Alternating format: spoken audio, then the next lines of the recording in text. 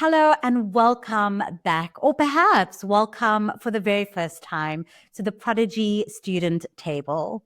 We're thrilled to kick off this new chapter, moving beyond the classroom to bring you even richer perspectives on the study abroad journey. Join us as we chat with a talented team at Prodigy Finance, connect with our inspiring alumni who are making waves around the world, and hear from other experts who know the ins and outs of international education. Pull up a chair and let's talk study abroad. My name is Cyndi Satram. I am the host of the show.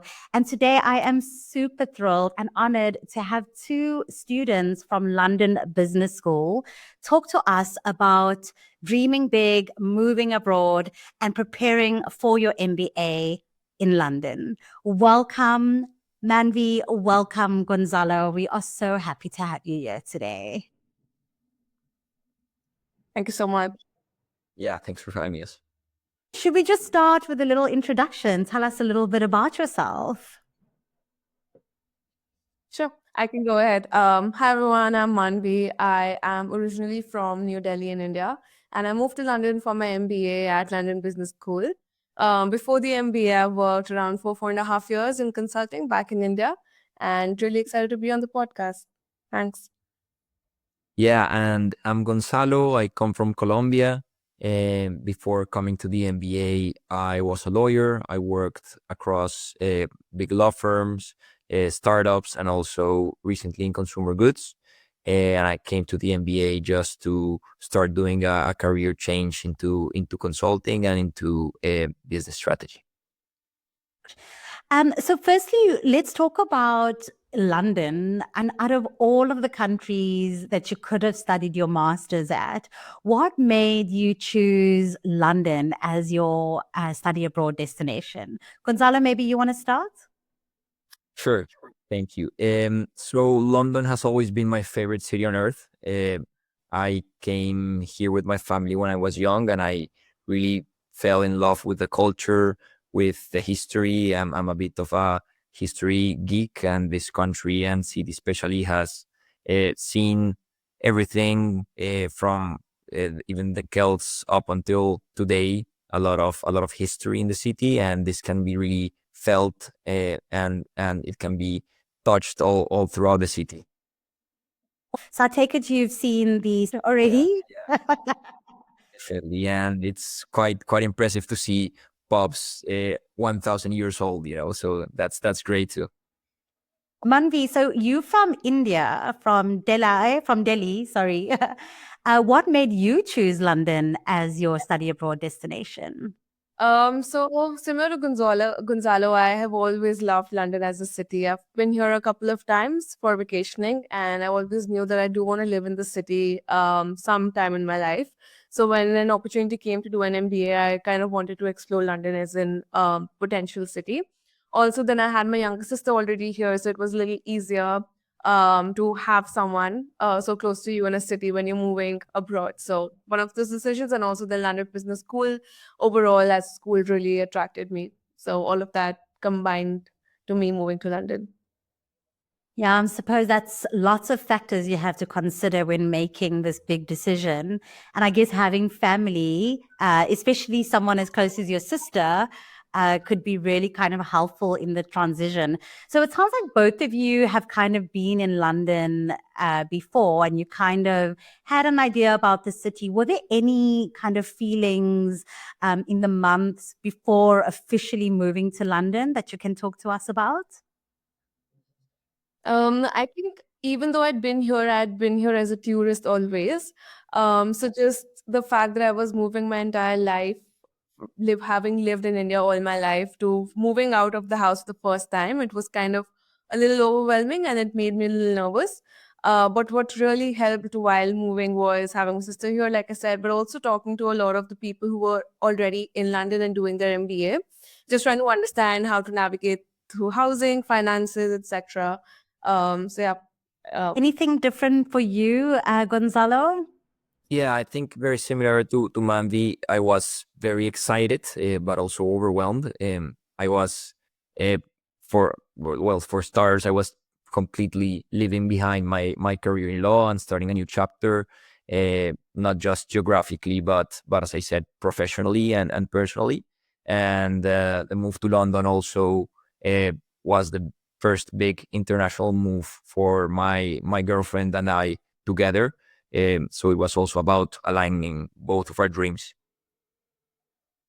And were there any challenges? Because it sounds like you both kind of had an easy transition moving from your home country to London.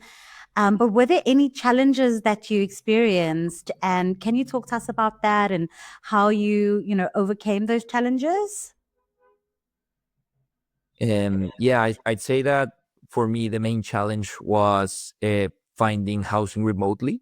That was probably the first challenge that I encountered, because it's hard to commit to an apartment without seeing it, right? To a flat without seeing it. And you never want to waste money on scams or end up somewhere like far from campus. And so what I did was to solve this, I booked an Airbnb for the initial weeks, and then while on the ground, I did the flat hunting in person. Smart. Do you have any tips or tricks or opinions on that, Manvi? How was, what challenges did you experience and how did you overcome those? Yeah, I think very similar to Gonzalo. I think the experience is very similar because we were both moving countries, but finding housing remotely was really tough. And finding housing overall in London, even if you're here, is really tough because I did have my sister here who could visit properties for me. But the London housing market moves so quickly that once you see a house, you need to decide within like the next few hours or even within like the next day whether you want to have the property and put down like a deposit of a week or so. So just like deciding so quickly and getting a property that you actually like was really tough. But I think what really helped is being in touch with all the agents on a regular basis, being very, very proactive. And also the other piece of advice that I would give is that I was talking to a lot of seniors, really understanding what agents they had used so that the potential of scam was reduced already. And also there were a lot of groups in which LBS had already created where we could talk to the seniors and understand if they were leaving their apartments because this lease transfer is much more easier and also Yeah. worthy as compared to like finding a new property overall. Yeah. Yeah. So you both have been living in London for what, a year? You in your kind of first year right now, is that correct? And how has it been? I mean, both of you come from countries that are super hot, and from what I believe, London is freezing in the winter. How have you been adapting to life in London so far? Well, where I'm from is not extremely hot because Bogota is almost 2.6K meters up the sea level. So Okay. although it's not as cold as London, but I'd say that cold has not been a significant issue. What has probably been an issue and people should be aware of is the absence of sunlight during the winter months, and starting in October, it's very challenging to get that vitamin D in. So I guess that being able to supplement yourself well with vitamins and with minerals is important to keep your body running and functional. I guess also having a good diet and exercising.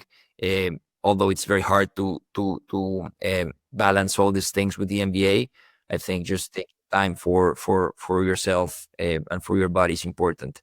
Um, but besides that, living in London has probably been the best experience I've had in my life. What's the best thing that's happened to you so far, Gonzalo? Anything that kind of stands out for you, a highlight?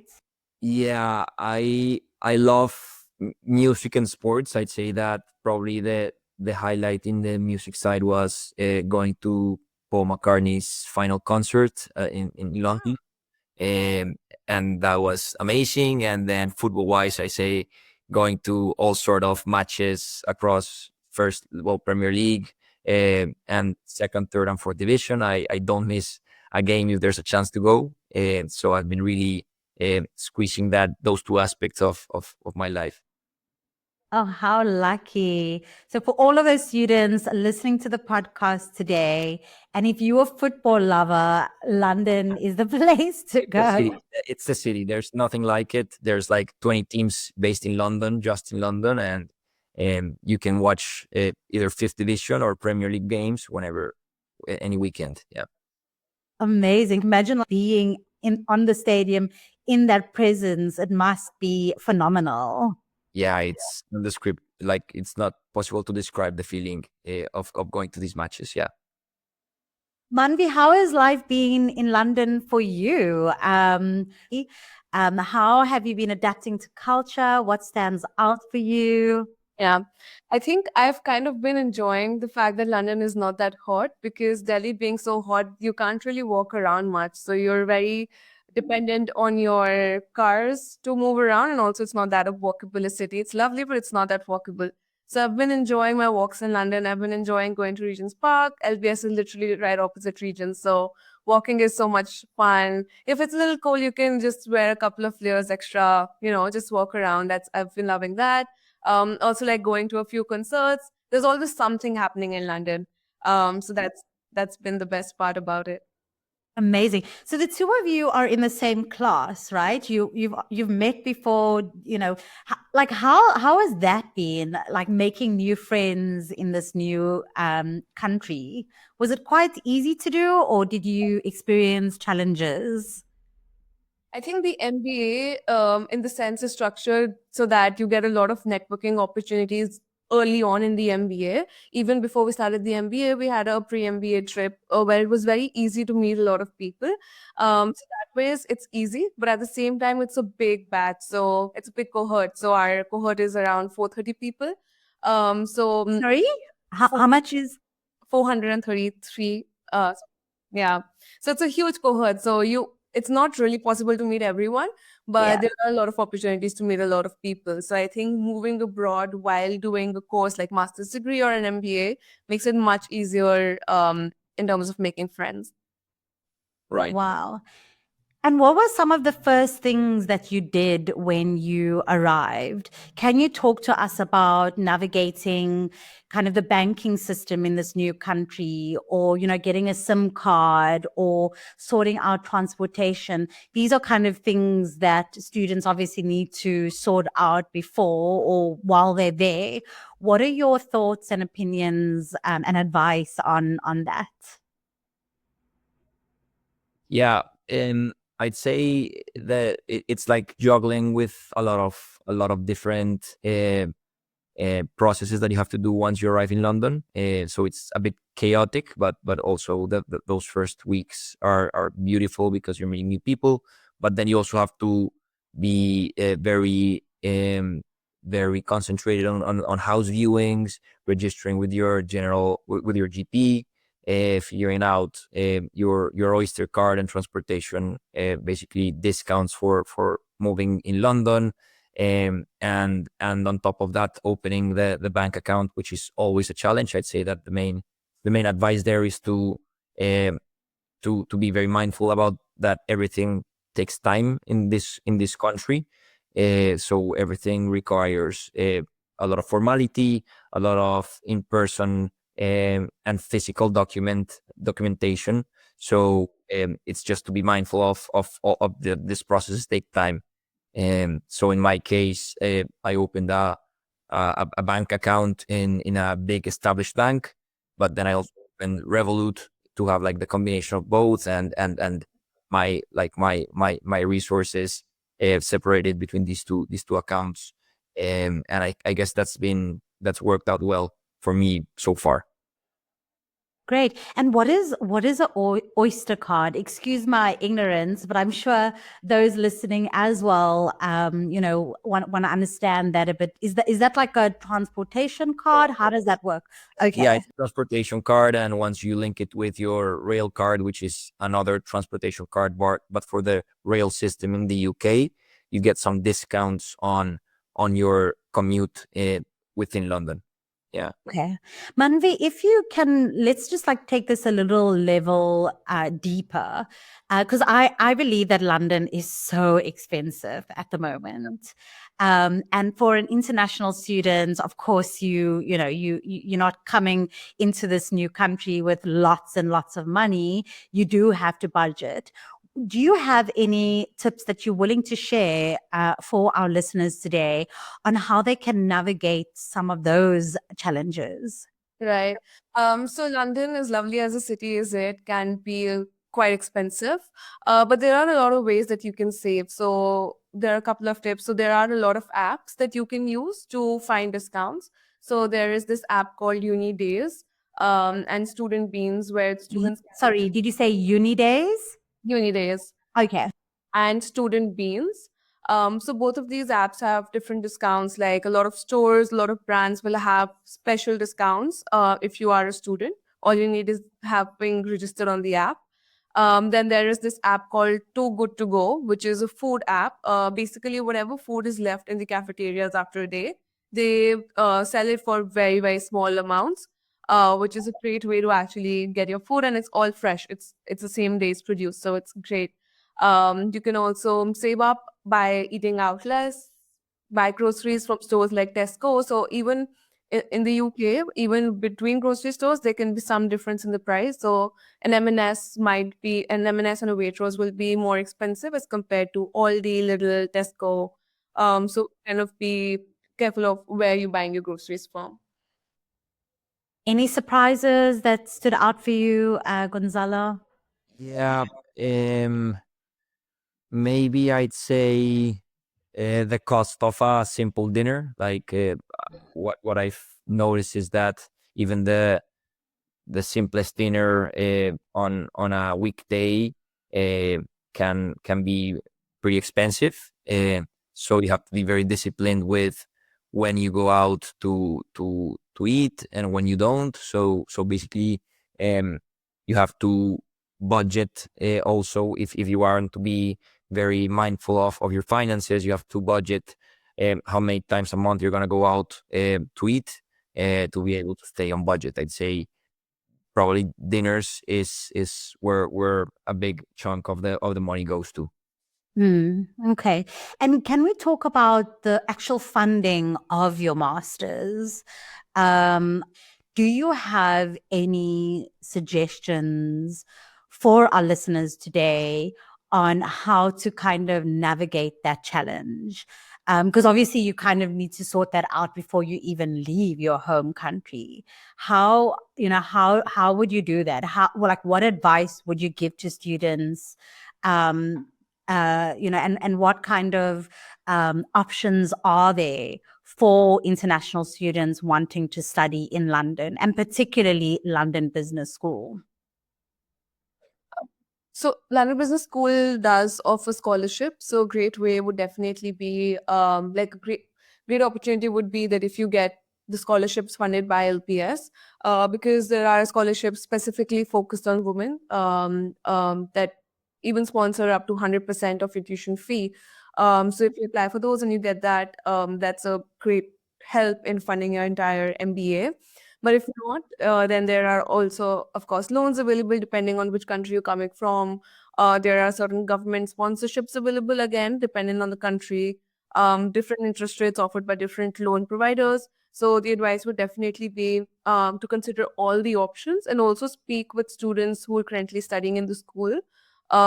If they're willing to share advice on how did they procure the loans and what interest rates suited them the best. I know a lot of the times when I was about to join LBS, we had already created a group for the Indian cohort which was going to join, and everyone was discussing which bank providers they're talking to, what are the interest rates they're being offered, what are discounts they can get. So that is a great way to figure things out. Earlier on, you mentioned you spoke to seniors. Gonzalo, did you follow the same kind of process? Did you also speak to seniors? Yeah, that's right. I also reached out to like at the moment LBS MBAs when I was not yet a student. So I talked with the Latam club offered a lot of orientation sessions for us. I also had the luck of having a good friend from high school that also is a year above me here at LBS. So I spoke to her about her experience, and I guess it's also a good habit to start taking early on, to talk a lot to people and to start just learning a lot from others' experience, that because it will also work a lot during your time in the MBA. And how did you start that initial conversation, Manvi? Like how do you know that okay, this is the right senior for me? Did you reach out to them on LinkedIn? Did the school assist that process? How did that work? So initially, before I had gotten an admit to the school, I started reaching out to people on LinkedIn, and a strategy that I followed was looking at people who were from my country and also who were from my background. So I looked at consultants from India because it's just easier. You have that common thread to talk about, and it just, I feel, increases the willingness of the person to kind of help and reply back. Generally, I found that the people at LBS were really helpful. Most of the people I reached out to actually replied to me and really helped me throughout my application and interview process. But once I got the admit, LBS puts you in this. LBS has its own kind of social media app called Meet, where all the admits get to join a group, and there you have profiles of everyone, so you can, it becomes very easy to reach out.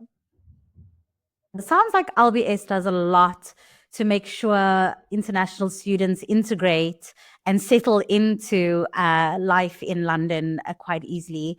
Gonzalo, do you have a different strategy? How did you hear about, reaching out to seniors?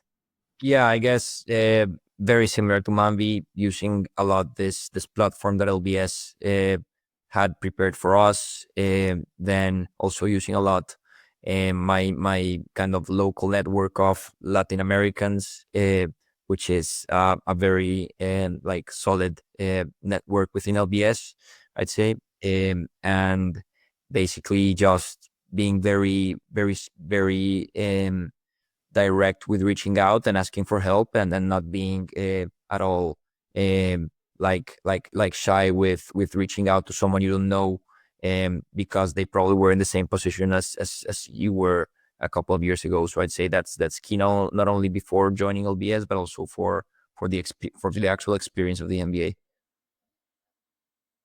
Incredible. I mean, that's already kind of such a big suggestion for our listeners is, find people, talk to people, someone that's been in your shoes before. And this is actually why Prodigy Finance community of mentors exists, is because we know that that's such an important link to help with this huge decision of studying abroad. It's beyond just the financing. It's just like, like everything else that goes with it. Gonzalo, you gave us some fantastic suggestions earlier, and I know it sounds like really simple. Oh, eat healthy and make sure that you supplement, but that's such a important, thing to do and to consider, because it really impacts kind of how your focus and how you how your studies go. Like, what other advice do you have for international students maybe coming from Colombia wanting to study in London?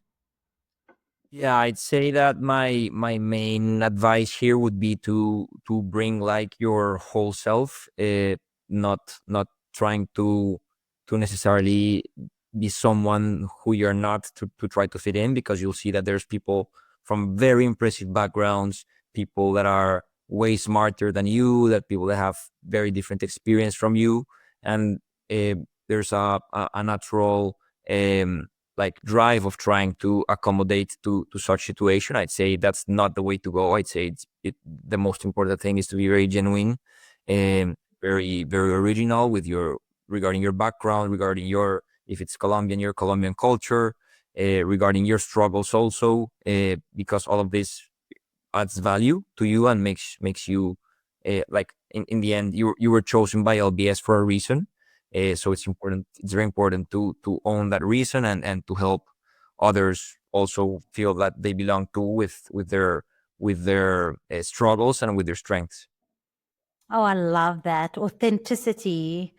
Manvi, what about you? Any advice for, say, females, female Indian students from any city in India, actually, who is, struggling to make this decision of studying abroad? What advice do you have for those women today? I think for those women, it would definitely be, I think as women, we're very likely to fall in the trap of imposter syndrome. So like Gonzalo said, own up to who you are. If you've been chosen to a program, there's definitely a reason why you've been chosen. So be very authentic with who you are. Come here with confidence. Learn to say yes, but also be conscious with what you're saying yes to. For example, at an MBA program, there can be 100 things happening at the same time. So while it's very important to say yes to be able to expand your horizons, it's also very important to know what to say yes to. You don't want to spread yourself too thin. So come here with confidence and just live in the moment. It's going to pay off, and it's going to be a good journey. Beautiful. Makes me want to study abroad now. And then just in wrapping, can you talk to us, Gonzalo, what are your future plans? I know we don't know what the future holds, but what are your intentions for the future once you have graduated? Right. So my intentions for the future would be to stay here in London working. Uh, I'm still to decide whether it will be more from a consulting position or more of like in the execution of business itself. For now, I'm focused on my consulting internship that's upcoming during summer. So I'm very excited about that opportunity of going to BCG, and I'll see where that leads me. Well, all the best for your future, Gonzalo. How about you, Manvi? So I also look forward to spending a couple of years in London, at least before and if I move back to India. Very excited to start my summer in consulting in London. So that's going to be a great opportunity to test out whether working in London is suitable for me. And then after that, after the MBA, still kind of figuring out whether I want to continue in consulting or whether I want to go to startup scale ups. But overall, be working in London, yeah. Beautiful. Well, we wish you both all the best for your future. I'm so excited to see how things pan out for you, and we'll be cheering on the sidelines. So thank you so much for joining us today and for sharing your valuable insights and advice. I really enjoyed this conversation and found so much insight, and I'm sure that our listeners did as well. So thank you so much for your time. Thank you. It was lovely speaking to you. Great. And then for everybody that has joined, thank you so much for listening to the Prodigy Student Table. If you want to learn more about the Prodigy Finance community or even just about funding your global ambitions, you can visit the Prodigy Finance website. So www.prodigyfinance.com. You can also follow us on social media. We're on Instagram, on TikTok, on Facebook, on LinkedIn. So thank you so much, everybody, for joining. Take care wherever you are in the world.